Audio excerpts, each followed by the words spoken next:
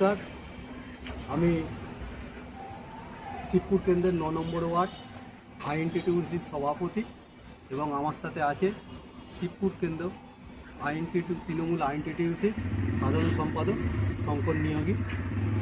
আমি শক্তি দেবনাথ, আমার ডাক নাম উল্টে।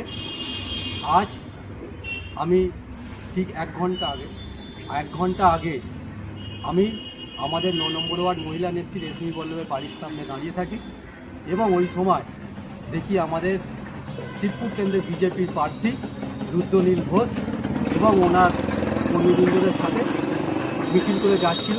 সেই সময় আমি দাঁড়িয়ে আমি জয় বাংলা স্লোগান দিই এবং উনি মানসিকভাবে ভেঙে পড়ে আমার দিকে তেড়ে আসে এবং আমাদের সাথে ধস্তাধস্তিতে উনি সামিল হয় এবং আমাকে বারবার জয় বাংলা থেকে বিরোধ করে এবং জয় শ্রীরাম বলার জন্য সেই করে। আমি বলি না এবং আমাকে সর্বশেষ আমাকে বলে যে জয় ভারত। আমি বলি ঠিক আছে, ভারতে যখন বাস করি জয় ভারতও তো বলবো, আপনাকে কিন্তু জয় বাংলা বলতে হবে।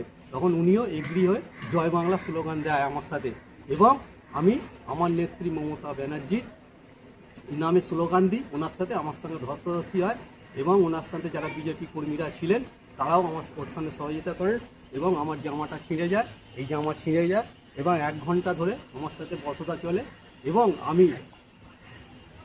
আমি চাই উনি মানসিকভাবে জয় বাংলা শুনলেই বিজেপি কর্মী থেকে বিজেপির নেতারা, উনি অত বড় সেলিব্রিটি মানুষ, উনিও রেগে গেলেন জয় বাংলা স্লোগান শুনে আমার মুখ থেকে।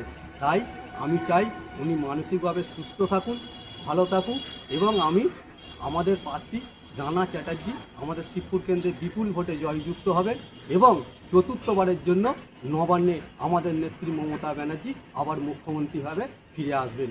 জয় বাংলা।